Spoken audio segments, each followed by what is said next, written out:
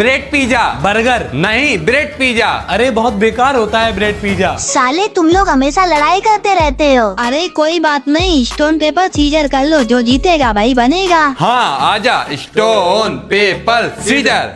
ये अब बनेगा ब्रेड पिज्जा। तो उसके बाद सबसे पहले मैंने लिए ब्रेड और फिर इन ब्रेडों में अच्छे से चारों तरफ टोमेटो सॉस लगा के छोटे छोटे कटे हुए टमाटर, प्याज और शिमला भी डाल दिए। उसके बाद अच्छे से चारों तरफ चीज, मेयोनीज और पनीर भी घिस के डाल दिया। बाकी ये सब डालने के बाद इसको अपने देसी तरीके से गैस पर रख दिया और ये लो थोड़ी देर बाद तैयार हो गया अपना ब्रेड वाला पिज्जा। जरा देखूं तो कैसा बना है।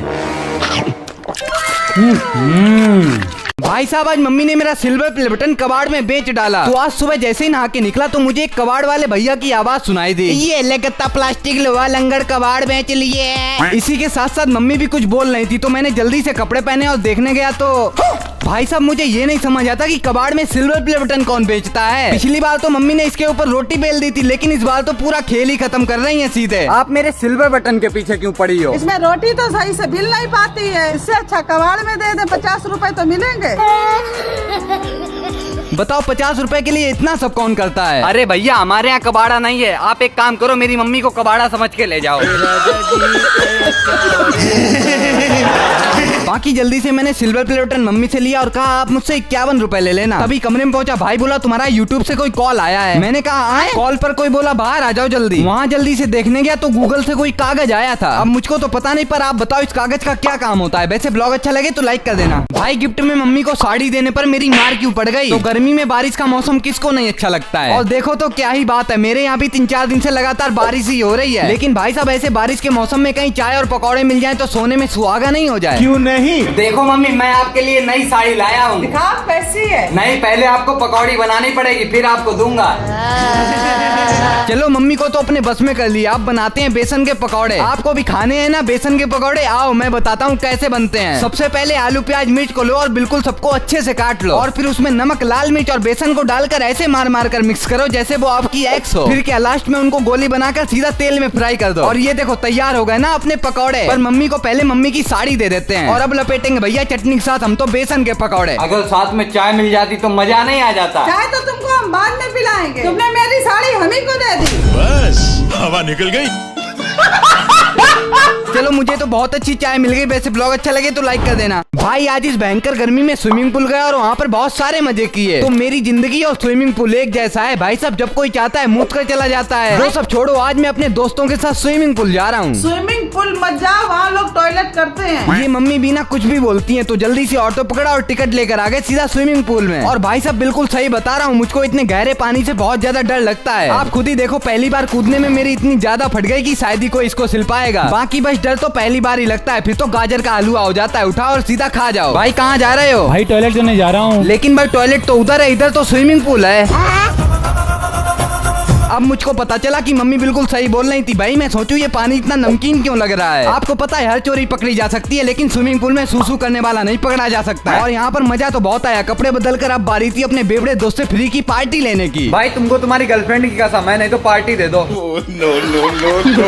आप भी सीख लो ऐसे ली जाती है फ्री की पार्टी। वैसे ब्लॉग अच्छा लगे तो लाइक एंड सब्सक्राइब कर देना। आज शाम का टाइम था और मैं अपने लैपटॉप में दुनिया का सबसे जरूरी काम कर रहा था कि तब तक मेरा जबान जैसा बुड्ढा भाई आता है और बोलता है कि ओए अपने पास के मूवी थिएटर में बड़ी अच्छी मूवी लगी है, चल देखने चले। मैंने कहा वो तो सब सही है लेकिन टिकट के पैसे कहाँ से आएंगे। इतने में ये मम्मी के पास गया और इसने मम्मी के एक बार पैर छुए और लो भैया इसको 500 रुपए मिल गए। मैंने सोचा ये बढ़िया है, पैर छूकर तो मुझको भी रुपए मिल जाएंगे। आप दो ना। हट गटर के भिखारी। भाई साहब जाने मम्मी को मुझसे क्या प्रॉब्लम है। चलो कोई बात नहीं, भाई को तो पैसे मिल ही गए, उसी से काम चला लेंगे। लेकिन उससे पहले 5 रुपए की हाजमोला और टिकट लेके सीधा अंदर चलते हैं। अब आप कमेंट में बताओगे ये कौन सी मूवी है। मूवी का मजा लेते लेते हाजमोला चूसो भैया और साथ ही साथ लगे हाथ कोल्ड ड्रिंक नमकीन और समोसा भी पेल दिया। बाकी पता नहीं मेरा भाई ये मूवी इतने मन से देख रहा था लेकिन मेरे बिल्कुल नहीं समझ आ रही थी। तुम पागल हो ना, तुम्हारे पास दिमाग नहीं है। मैं तो झूठ बोल रहा हूँ, मुझको पूरी मूवी समझ आई है। तभी मूवी खत्म होते हम लोग तो चले घर पे। वैसे ब्लॉग अच्छा लगे तो लाइक कर देना यार। इंडिया और साउथ अफ्रीका का ये फाइनल मैच इतना डेंजर हो जाएगा मैंने कभी नहीं सोचा था। तो आपको तो पता ही होगा लगभग 11 साल पहले इंडिया ने अपना T20 वर्ल्ड कप जीता था। पर तब से भाई साहब जितने भी मैच हुए हैं ना उसमें इंडिया फाइनल में जाकर हर बार हार गई। पर आज वो घड़ी घड़ी आ गई है जिस दिन इंडिया का फिर से फाइनल मैच है, इसलिए मैं भी आ गया चश्मा लगाकर फाइनल मैच को देखने। और तभी पता चला भैया कि अपने विराट भैया तो छक्के पे छक्के मार रहे हैं और ऐसे इंडिया ने 176 रन बना डाले। अब साथ ही साथ बैटिंग थी साउथ अफ्रीका की। अब ऐसे में भैया मम्मी ने भी सोने में सुहागा कर दिया क्योंकि वो मेरे लिए चखना ले आई। तभी साउथ अफ्रीका वाले भी चालू हो गए और छक्का पे छक्का लगाने लगे। अब मुझे ऐसा लग रहा था कि इंडिया मैच हार जाएगी। मेरे को तो ऐसा धक धक हो रहा है। लेकिन आप खुद ही देखो, तभी आए हार्दिक भैया और उन्होंने अपने ब्रेकअप को याद करते करते सीधा एक विकेट गिरा दिया। यही देखते सूर्य भाव बोले हम क्या किसी से कम है, ये लो भैया भयंकर वाला कैच ले लिया। तभी यहाँ से पूरा मैच पलट गया और साउथ अफ्रीका को चाहिए थे 2 गेंद पे 10 रन। मैंने कहा साउथ अफ्रीका ने हक दिया और वैसे हुआ, अपनी इंडिया इस फाइनल को जीत गई। वैसे ब्लॉग अच्छा लगे तो इंडिया के लिए एक कमेंट और लाइक कर देना। 5 लाख सब्सक्राइबर होने पर मम्मी के साथ केक काटकर मजेदार सेलिब्रेशन किया। हाँ, आज सुबह उठकर मैंने जल्दी से नहा धो डाला क्योंकि सुबह सुबह आज हमारे 5 लाख सब्सक्राइबर हो गए। विश्वास नहीं हो रहा, तुम आज सुबह सुबह उठ गए। बस हमेशा ताने देते रहना। आज मेरे 5 लाख सब्सक्राइबर हो गए, देखना मैं घर का कोई काम नहीं करूँगा। अच्छा, ये बिस्तर सही करो। मैं तुम्हारे बाप का नौकर नहीं।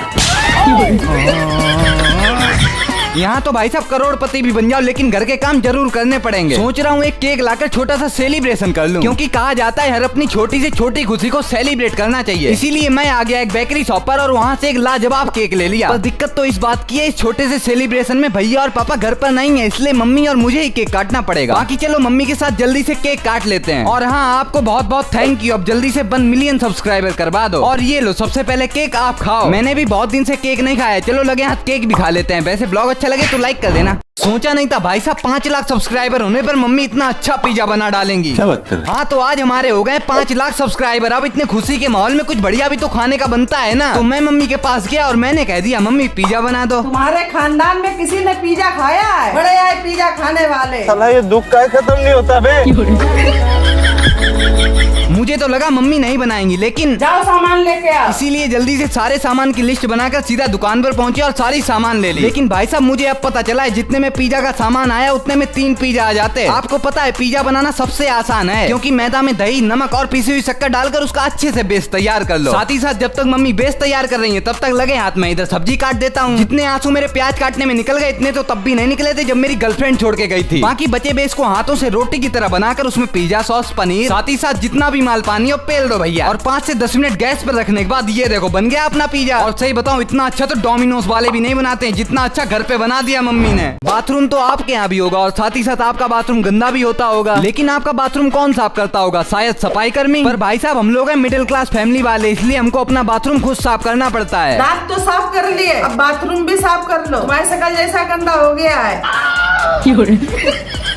अब इसके लिए तो मैं मना नहीं कर सकता क्योंकि लेटरिन और बाथरूम को साफ करने की ड्यूटी हमेशा मेरी रहती है। भाई साहब देखा जाए तो बाथरूम सही में बहुत गंदा हो गया है। आइए अपने दांत वाले ब्रश से साफ करते हैं बाथरूम को। मैंने तो आपको पहले ही बताया था कि मेरा हाथ जहाँ पर लग जाए उसकी चमक दुगनी हो जाती है। इधर कोने में साफ करो। जिसका काम उसी को साजे, ढोली तारो ढोल बाजे। चलो बाथरूम तो साफ हो गया, अब लगे हाथ नहा भी लेते हैं। कुछ दिनों से मेरी नींद पूरी नहीं हुई है इसलिए आज आराम से सोऊंगा। वैसे ब्लॉग अच्छा लगे तो लाइक कर देना। मम्मी नींद नहीं आ रही है। एक काम करो, यहाँ झाड़ू लगा दो। आज मैं मेले में झूला झूलने गया था लेकिन मेरे साथ ये क्या हो गया। तो आज सुबह उठते ही मम्मी मेरे पास आई और बोली जिनताई जी क्या मैंगो पार्टी थी ना, उन्हीं के यहाँ दावत है, चले जाओ जरा। अरे मैं नहीं जाऊंगा, टाइम नहीं है मेरे पास। चले जाओ, वहाँ पे रुपए मिलेंगे। इस काम के लिए तो वक्त ही वक्त है। चलो अब चलते ही हैं फ्री का खाना खाने। अब वहाँ पहुँचकर देखा भाई साहब एकदम होटल जैसा खाना है। बाकी खाना तो एक नंबर था और साथ ही साथ 100 रुपए भी मिले हैं। अब मेरे पास रुपए और मैं खर्च ना करूँ तो ऐसा तो नहीं हो सकता है। इसीलिए शाम होते ही घर के पास में लगे मेले में आ गए। आइए देखते हैं, मजा आएगा। क्योंकि बहुत दिन से मैंने झूला उला नहीं झूला है तो लगे आता झूली लेते हैं। बाबू एक किस्सी दे दो। जोश जोश में आकर झूले पे बैठ तो गए लेकिन जैसे ही झूला चला तो मेरा तो सिस्टम हैंग होने लगा। पर इन लोगों को कोई मतलब नहीं, ये लोग अपना अलग सिस्टम हैंग कर रहे थे। और भाई साहब ये झूला इतना ऊपर जा रहा था कि मुझको बार बार भगवान के दर्शन हो रहे थे। माउंटेन ड्यू डर की माँ की। अब मुझको दूसरा झूला नहीं झूलना क्योंकि इसमें झूल के मेरी फटके 64 हो गई। बाकी अब मैं तो चला घर पे। वैसे ब्लॉग अच्छा लगे तो लाइक कर देना। आज मैंने रात की बची हुई रोटियों की एक ऐसी चीज बना दी जिसको खाकर सबको मजे आ गए। और ये सब बनाया भी क्यों ना जाए क्योंकि आज सुबह सुबह अचानक काले काले बादल आए और फिर भयंकर वाली बरसात हो गई। तभी भाई बोला ऐसे में चाय मिल जाए मजा नहीं आ जाए। तो मम्मी ने उसकी बात सुन ली और उसके लिए चाय बनाने लग गई। मैंने कहा बस चाय, उससे मजा नहीं आएगा। आज मैं आपके लिए कुछ अलग और स्पेशल बनाता हूँ। देखो आपके घर पे भी रात में रोटियां तो बची जाती होंगी। हाँ तो बस उन्हीं को चाकू से लंबा लंबा काट लो और साथ ही साथ एक कटोरे में मैदा, आटा, नमक और लाल मिर्च डाल लो और उस मटेरियल में पानी डालकर उसको ऐसा घुमाओ कि पूरा घूम जाए। जाए। बस लास्ट में इसमें रोटी डुबाकर सीधा तेल में फ्राई कर लो। अब ये जो बना है ना, इसको खाकर पूरा घर नाचेगा। मम्मी जैसे मैं इतना अच्छा हूँ और घर का सारा काम भी कर देता हूँ और मेरे अंदर कोई कमी भी नहीं है, तो आप मुझको क्या बोलोगी? कमी और ना कमी ना। वो सब छोड़ो, जैसे ही मैं खाने का आइटम सबके पास ले गया तो सब लोग वाह वाह वाह करने लगे। बाकी बना तो एकदम लाजवाब है, नहीं मानते हो तो आप भी बना के देख लो। वैसे ब्लॉग अच्छा लगे तो लाइक कर देना। भाई मुझको क्या पता था एक चॉकलेट को खाने के पीछे भैया और मम्मी दोनों लोग मिलकर मुझे ही मारेंगे। तो आज सुबह सुबह भाई और मम्मी की लड़ाई होने लगी और बात बस इतनी सी थी कि भाई को चॉकलेट खानी है, इसीलिए मम्मी से रुपए मांग रहा है। चॉकलेट वाली शक्ल है तुम्हारी, चॉकलेट खाओगे। आपको पता है इसकी जितनी भी बेइज्जती हो जाए लेकिन ये रुपए लेकर ही मानता है। बाकी वो तो गया चॉकलेट लेने, तभी मुझे मम्मी द्वारा बड़े ही लाड़ प्यार से उठाया गया। भाई साहब आप ही बताओ सुबह सुबह ऐसे कौन उठाता है? और देखो तो इतने में ही चॉकलेट भी ले आया, वो भी एक, जिसको कि मैंने अपना समझ के खा लिया। बोलने लगा चॉकलेट मेरी थी, मैंने कहा जो तेरा है वो मेरा है। तुम लोग बस लड़ते रहे ना। शर्मा जी के लड़के देखो। अरे उनके लड़के छोड़ो, उनकी लड़की को देखो कितनी मस्त है। बताओ मैंने तो कुछ गलत भी नहीं बोला, हर बार मैं ही फंस जाता हूँ। मैं बहुत दिन से सोच रहा हूँ कि एक छोटा सा बिल्ली का बच्चा पाल लूँ, अगर आपके पास है तो कमेंट में बताओ। वैसे ब्लॉग अच्छा लगे तो लाइक करके जाओ। मेरी मम्मी ने जब से फोन चलाना क्या सीखा है तब से वो फोन में सिर्फ कपड़े देखती रहती हैं, कहीं साड़ी तो कहीं सूट। ये साड़ी अच्छी लग रही है, ऑर्डर कर दो इसको। शकल दिखाना साड़ी लायक है। वो सब छोड़ो, आज भैया को बैंक से रुपए निकालने थे इसीलिए फॉर्म भरा और रुपए भी निकाल लिए। और पता है आज हम लोग इन रुपए से बहुत भयंकर पार्टी करेंगे। मजाक कर रहा हूँ भाई साहब, इतने भी अच्छे दिन नहीं आ गए। घर पे आए तो देखा भाई की ड्यूटी लग गई टीन साफ करने में। चलो डेली तो मैं ही सफाई करता हूँ, आज ये कर देगा। इन छोटे मोटे प्रोग्रामों से कितना कमा लेते हो? जितना भी कमा लेता हूँ खुश हूँ। 2 रोटी के साथ पब्लिक का प्यार मिल जाता है। बाकी जब तक वो सफाई कर रहा है तब तक हम लोग खाना खा लेते हैं। लो भैया आज कुंदरू की सब्जी बनी है। मम्मी आपसे कितनी बार कहा है कुंदरू की सब्जी मत बनाया करो। यही सब्जी बनी है, खाना है तो खाओ नहीं तो जाओ। सही बताऊं मुझे कुंदरू की सब्जी अपनी एक्स की शक्ल से भी ज्यादा गंदी लगती है। अब भाई साहब मजबूरी है, खाना तो पड़ेगा ही। वैसे ब्लॉग अच्छा लगे तो लाइक कर देना।